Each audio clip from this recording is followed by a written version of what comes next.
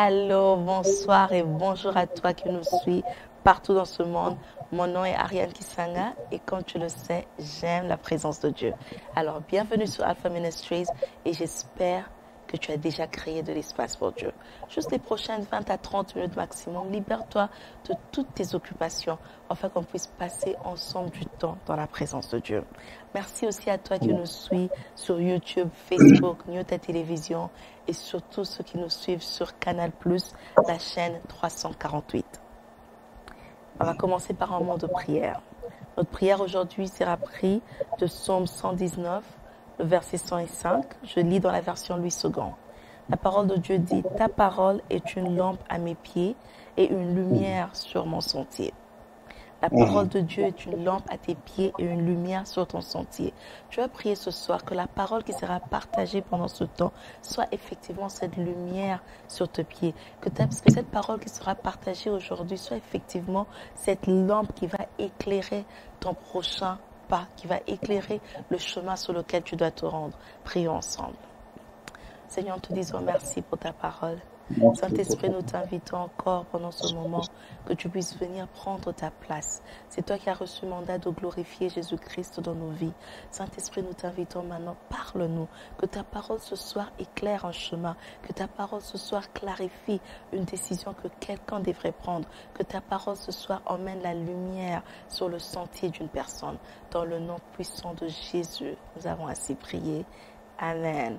Amen alors.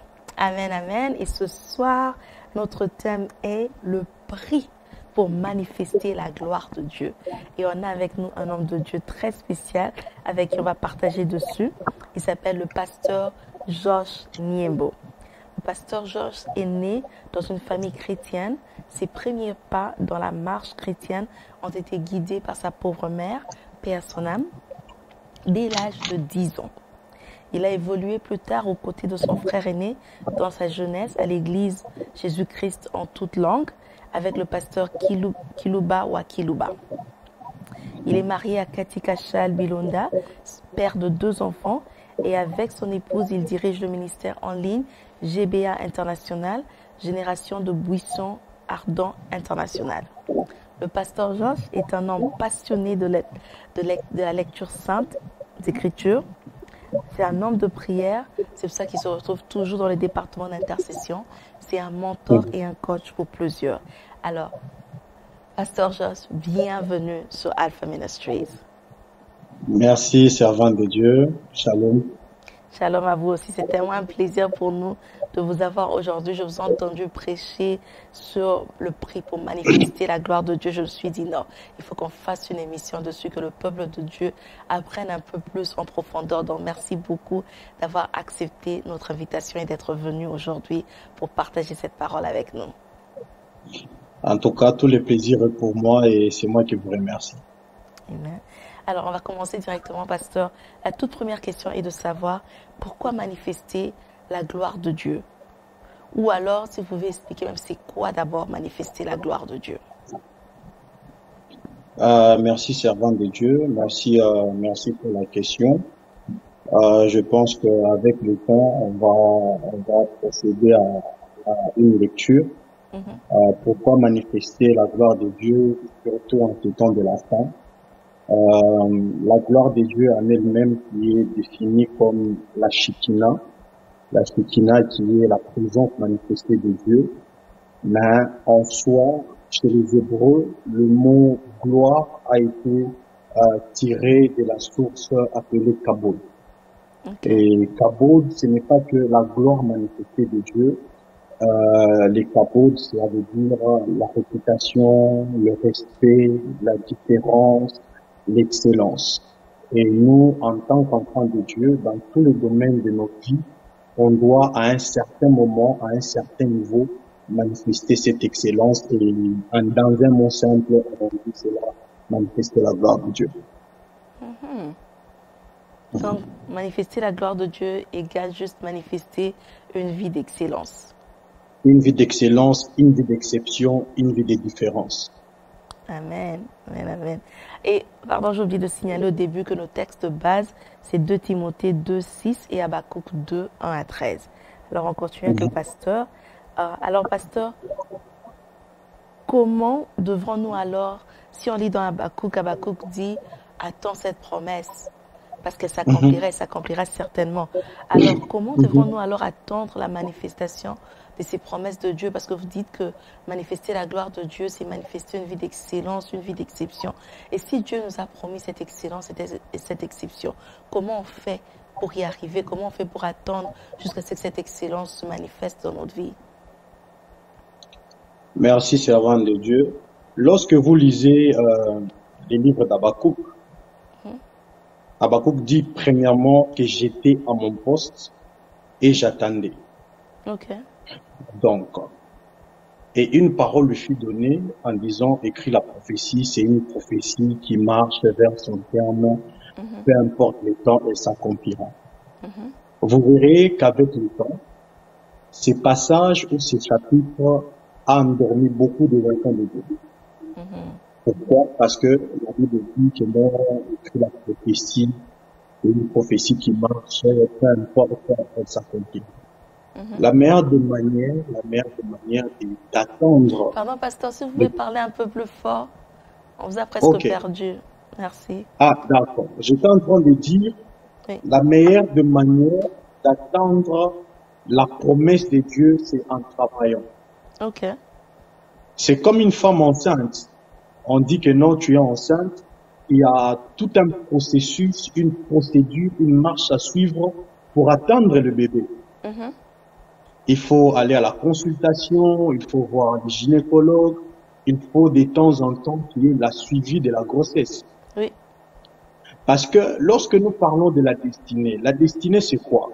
La destinée, c'est la destinée, c'est le souhait de Dieu et le choix de l'homme. C'est ce qui crée la destinée. Ok. C'est-à-dire, ainsi dit l'Éternel, il y a l'engagement de Dieu et Dieu est au ciel.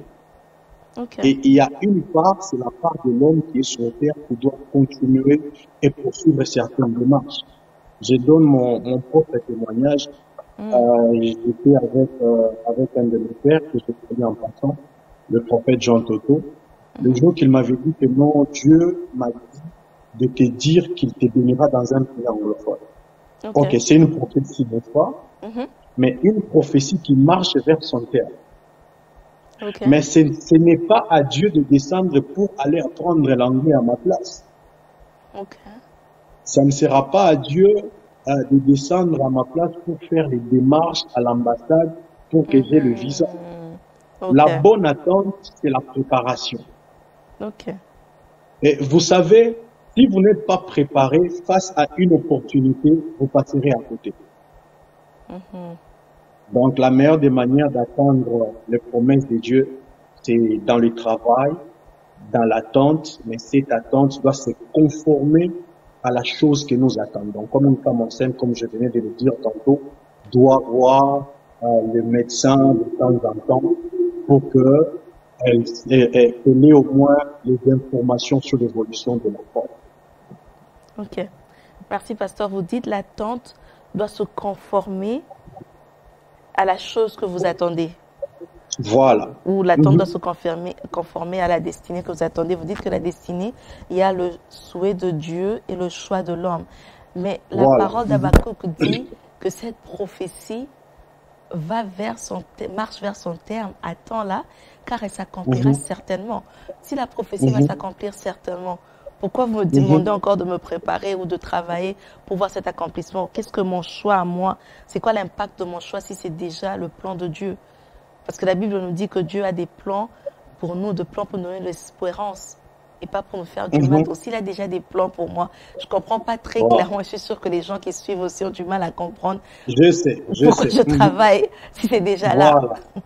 Je vais vous ramener dans la Bible. Je ne connais pas en fait la référence. Okay. Mais il y a un passage qui dit tout ce que Dieu veut faire, il le fera. Vous êtes d'accord avec moi?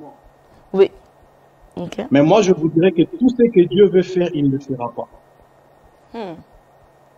Parce que Dieu est au ciel et tout ce que Dieu fait, il le fait par l'homme. Okay.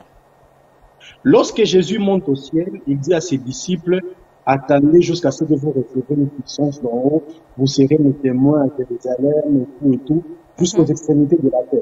Mhm.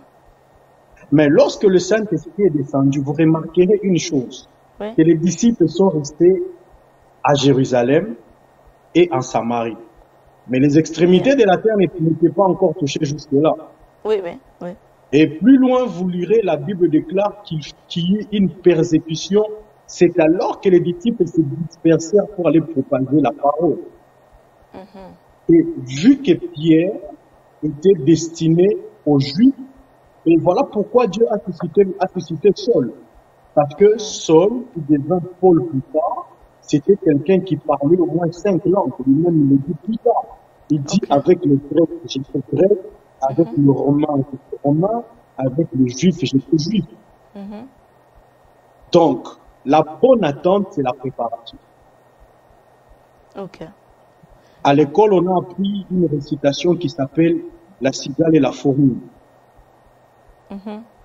Donc, pendant qu'il faisait chaud, un d'eux a préparé sa nourriture de l'été. Et quand l'été était venu, ce n'est pas de la faute de l'été ou du changement des saisons, mais c'est de la faute du manque de préparation. Mhm. Ok. Donc, on comprend l'importance de la préparation dans l'attente de cette Ouais, promesse, voilà. de l'accomplissement de cette promesse, de cette prophétie que Dieu nous a donnée. Maintenant, cette préparation-là, on peut dire c'est comme un prix qu'une personne doit payer. Voilà. Ok. C'est ça le prix à payer. C'est ça le prix à payer, la préparation. Donc, ça fait partie, au fait, ça fait partie de prix à payer, la préparation. Ça La fait bonne partie des attente, prix à payer. voilà. Ok. La préparation fait partie des prix à payer. Maintenant, ma question est, je cherche vraiment à bien la mettre pour que, comment je peux me dire ça? Vous dites que Dieu donne cette promesse. Dieu donne la promesse. Dieu donne la promesse. Il nous dit d'attendre cette promesse. Cette promesse va arriver. Mais vous dites que cette promesse n'arrivera pas si on ne se prépare pas Ouais, à cette forcément. promesse-là. Donc, Ouais. quelque Il y a part, vous dites que plusieurs preuves bibliques.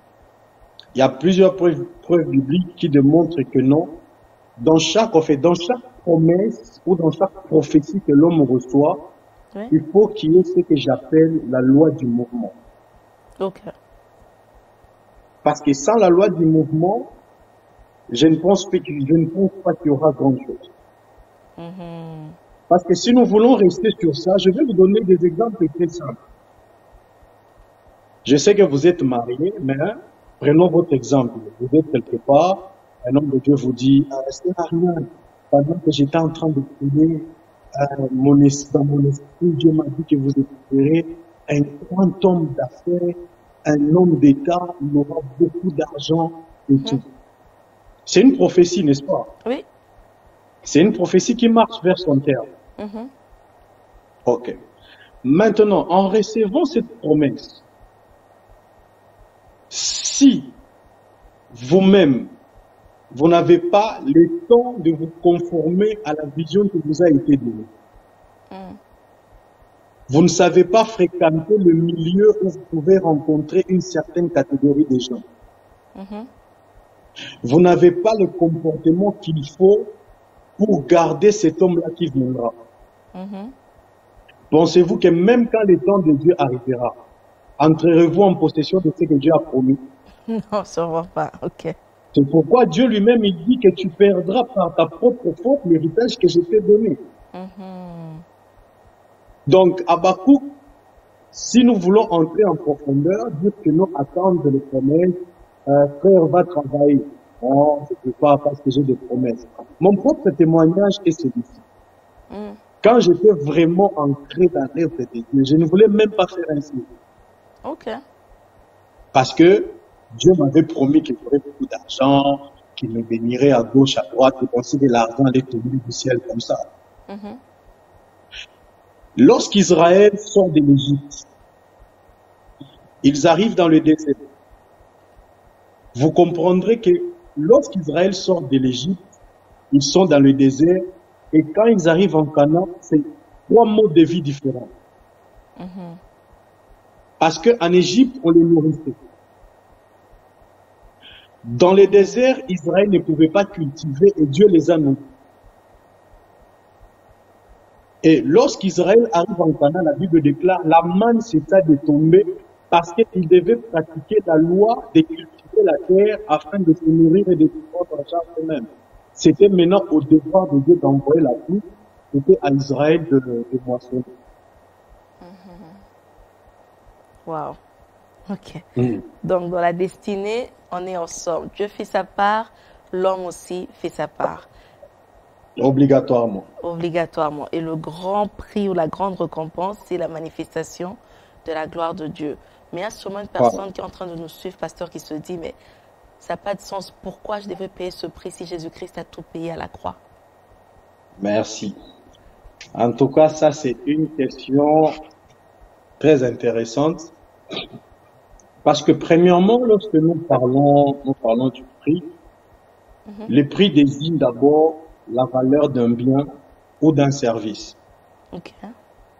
Et lorsque nous parlons aussi du prix, le prix peut aussi se définir comme une récompense. C'est bien bon de dire que non, je n'ai plus à payer le prix parce que Christ a payé le prix pour moi. C'est dans quel sens et c'est dans quel contexte? Okay. Moi, je le prendrai dans le sens du salut. Okay. Le prix qui a été payé pour nous tous, pour que l'humanité soit sauvée, Christ l'a payé et c'est vrai que personne ne peut encore souffrir de la mort de la croix parce que l'apôtre Paul est en train de dire, excusez-moi, que nous sommes morts avec lui et nous avons été ressuscités avec lui. Ça, c'est vrai.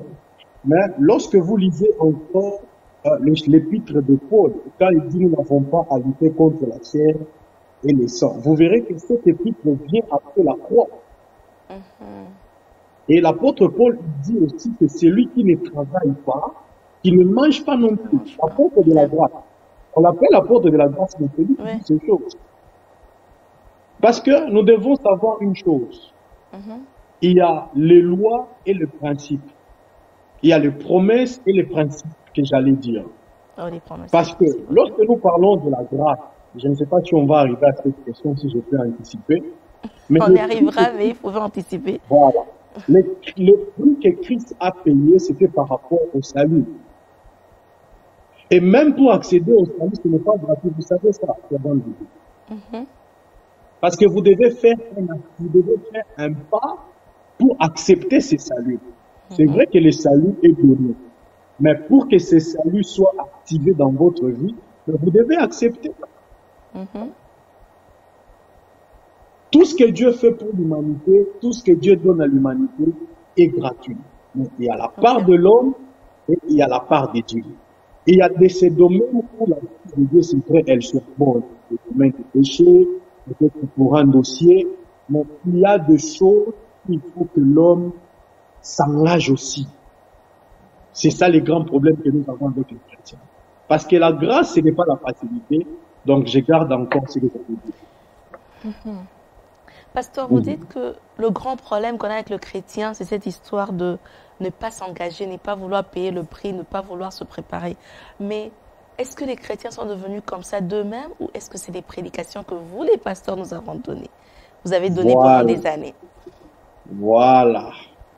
Maman Ariane, en tout cas, en âme et conscience, avec toute sincérité, je vous dirais que, surtout cette histoire d'Abakou, ce n'est pas de la faute des chrétiens, mais c'est de la faute des prédicateurs.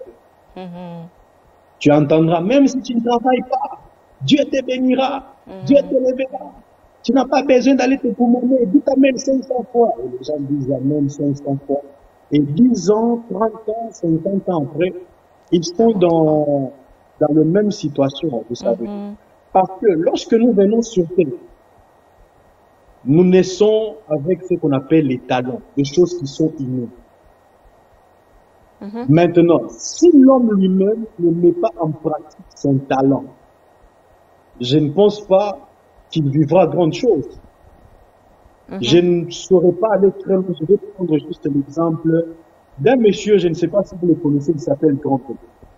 Grand P, oui. Il a une maladie qu'on appelle la progérie. La progéria, c'est une maladie qui accélère la vieillesse. Mais regardez ce qu'il fait juste avec sa voix-là, comme s'il chante, comme s'il ne chante pas. Et il est suivi sur Facebook, sur YouTube. Et voilà.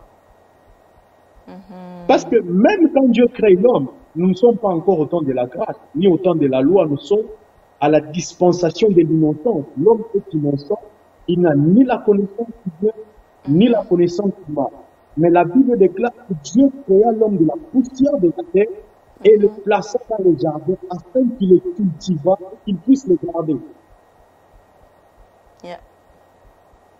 Donc, si certains frères, moi je le comprends, n'arrivent pas à faire un pas, en tout cas c'est de la faute des prédicateurs. Et en tant que prédicateurs, nous avons la charge, la responsabilité, n'est-ce pas, d'aider les enfants de Dieu à s'en sortir et à avoir conscience de leur propre vie.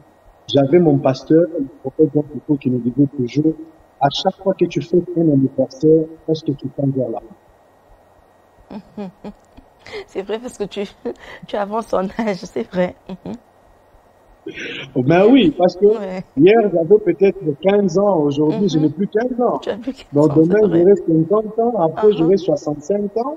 Yeah. Et c'est pourquoi c'est très important. Parce que vous savez, lorsque vous êtes chrétien et que vous ne savez pas faire quelque chose de vos deux mains, en ayant les talents, vous vous retrouverez un jour devant le trône de Dieu et vous direz à Dieu, mais j'attendais à Bakou.